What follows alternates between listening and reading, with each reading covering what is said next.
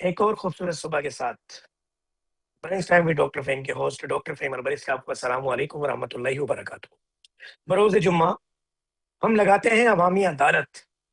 جس قوم کی ترقی چاہتے ہیں، جس ملک کی ترقی چاہتے ہیں، آپ نے وہاں پر عوام کی ترقی کو یقینی بنانا ہے۔ ہم نے ہر جمعے کو لگانی ہے عوامی عدالت، اور اس عدالت میں آپ پاکستان بھر سے ایک عام شہری ہو یا تاجر برادری، اپنے مسائل کے لیے ہمیں کرنی ہے کال۔ آپ کے مسئلے سے متعلق ہم حکومتی نمائندے کو لیں گے، کسی نہ کسی کو تو ضرور لیں گے انشاءاللہ۔ کچھ آئیں گے اور کچھ نظریں چرائیں گے۔ آپ کی آواز اقتدار کے ایوانوں میں بیٹھے ان حکمرانوں تک پہنچانی ہے جو کہ جھوٹے وعدے کر کے اقتدار کے ایوانوں تک پہنچتے ہیں۔ کبھی وہ کراچی کو پیرس کہتے ہیں اور کبھی گلگت بلتستان کو پیرس بنانے کی باتیں کرتے ہیں، کراچی بنانے کی باتیں کرتے ہیں، اور پھر جب ان سے بات ہوتی ہے کہ آپ نے گاڑی میں برابر میں بیٹھنا ہے اور پورے کراچی کا سفر کرنا ہے، تو وہ ڈی ایچ اے سے باہر نکلنے کو تیار نہیں ہوتے۔ یا صرف شارع فیصل کی ایک لمبی سڑک جو کہ ورثے میں ملی تھی یا جہیز میں، یا اس سڑک کو بنانے میں مختلف اقتدار کے ایوانوں میں بیٹھے حکمرانوں کا کچھ فائدہ تھا۔ اس سڑک کی بات کی جاتی ہے اور اسی کی سیر کرائی جاتی ہے۔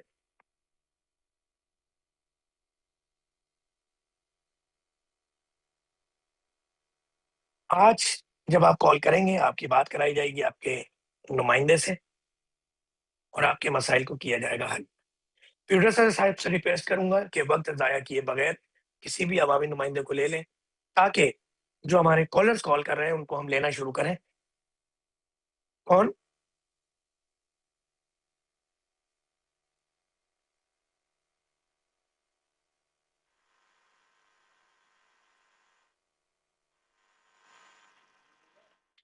پروڈیوسر صاحب سے ریکویسٹ کروں گا کہ آئی پی دیکھیے گا ذرا۔ اچھا جی، تو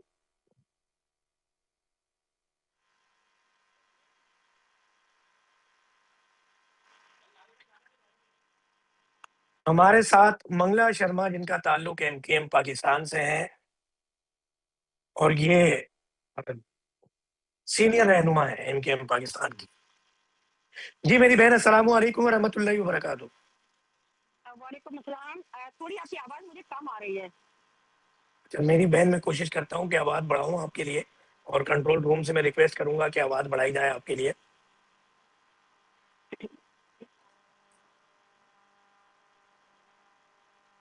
جی، ٹیلی فون لائن پہ کالر موجود ہیں پروڈیوسر صاحب؟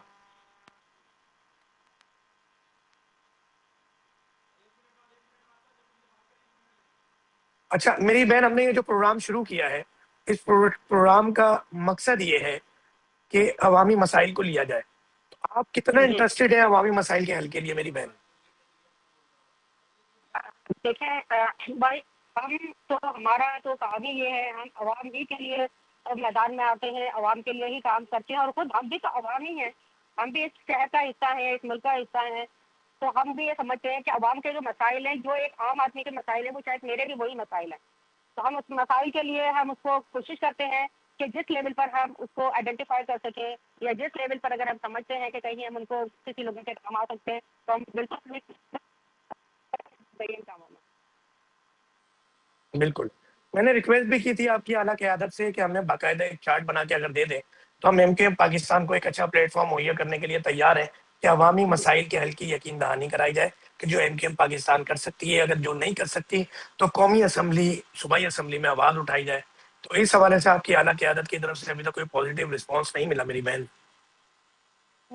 میں بھی بات کر لیتی ہوں، جو آپ نے بات کی ہے، ہو سکتا ہے کیونکہ ظاہر پارٹی بہت سارے اور بھی بہت ساری چیزیں دیکھ رہی ہوتی ہے، تو ہو سکتا ہے کہ وہ شروع کو اس وقت آپ کو اس وقت ٹائم پہ یہ جواب نہ دے سکتی ہو، لیکن ایسی بات نہیں ہے۔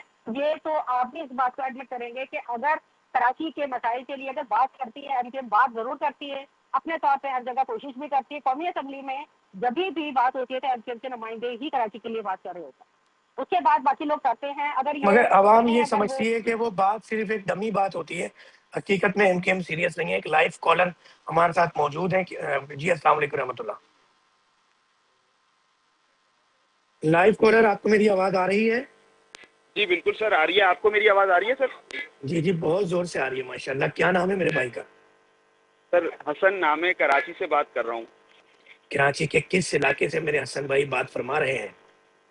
सर PIB कॉलोनी 3 क्या बात है, PIB कॉलोनी 3 से मेरे हसन भाई मेरे साथ मौजूद है। आपकी एनर्जेटिक आवाज सुन के सुबह ही सुबह ऐसा लग रहा है काफी देर से उठे हुए हैं माशाल्लाह। बस आपकी लाइट ना गई भी हो कहीं, इस वजह से ना उठे हो मजबूरी में। मसला बताइएगा। हमारे साथ जो है वो सर बहन मौजूद है। सर मसला तो आपने मजाक में खुद ही बज़ाहिर कर दिया कि लाइट ना गई हो। लाइट आती कहाँ है सर?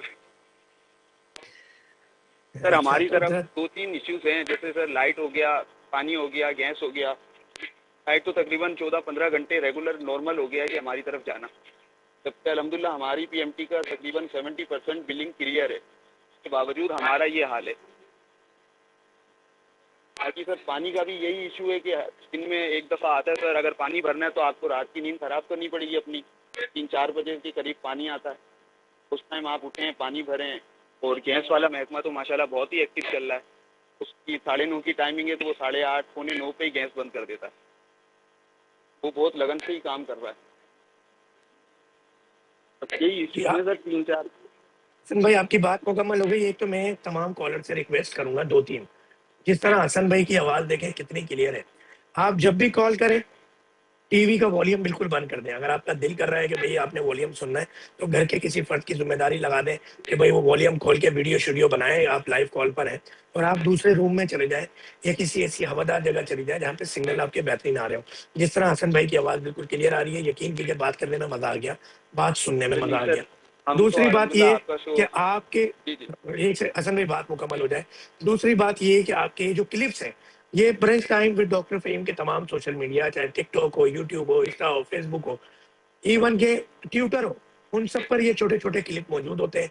आप इसके लिंक भी शेयर कर सकते हैं, बाद में वीडियो में डाउनलोड करके स्टेटस लगाएं और अपनी कम्युनिटी में अपने दोस्त अहबाब रिश्तेदारों को शेयर कीजिएगा। अच्छा जी, जी हसन भाई आप कोई बात कह रहे थे?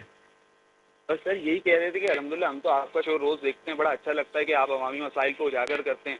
किसी न किसी तरह से हुकूमती नुमाइंदों को जो नींद में डूबे हुए हैं उन्हें बेदार करने की कोशिश करते हैं। बात है सर। अल्लाह, ये मेरी बहन सवाल आपसे ये है इस भाई का, जिसपे मैं थोड़ा सा इजाफा करना चाहूंगा। मंगला शर्मा मेरी बहन, MKM पाकिस्तान सीनियर तरीन रहनुमा, के आवाज तो MKM पाकिस्तान अरसा दराज से कराची वालों के लिए उठा रही है। पानी, बिजली, गैस, कचरा, ये एक कराची का कौमी मसला हो गया है, कराची का मरकजी मसाइल हो गए। आवाज मुस्तकिल उठा रहे हैं आप लोग, चाहे आप सिर्फ वजीर आला नहीं रहे मगर वफाक में भी रहे हैं, सूबाई हुकूमत का हिस्सा भी रहे हैं, बल्दियाती हुकूमत का भी हिस्सा रहे हैं माजी के अंदर। ये मसला आज तक हल नहीं हुआ।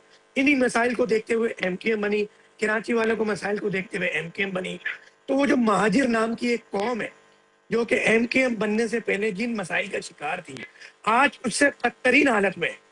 यानी जब दूसरे दर्जे की कौम थी, आज तीसरे दर्जे की कौम हो गई। तो मेरी बहन ये मसाइल क्या सिर्फ महाजिर नाम पर, जो माएँ बहनें, बेटियों के वालदेन, शोहर, बेटे, वालदेन शहीद हो गए महाजिर नाम पर, क्या MKM सिर्फ इसलिए बनी थी, या महाजिर नाम का एक नाम वजूद में आ गया कि MKM इसलिए बनी थी, या ये मसाइल भी कभी हल होंगे? जी भाई देखें, पहली बात तो ये है कि महाजर कौमियत को या किसी खास इंसानी तबके को हम अगर इन मसाइल से जोड़ दें तो देखें, ये इस वक्त जो मेरे भाई हसन ने बात की PIB से कि उनके पास पानी नहीं है, बिजली नहीं है, गैस नहीं है। अब आप मुझको ये बताइए, ये सिर्फ महाजर कौम को लिए ही प्रॉब्लम नहीं है, ये कराची में रहने वाला पंजाबी भी इसको फेस कर रहा है, पठान भी कर रहा है, सिंधी भी कर रहा है। अब बात ये आती है कि जी MKM आवाज उठाती है, MKM कौमी असेंबली में रही।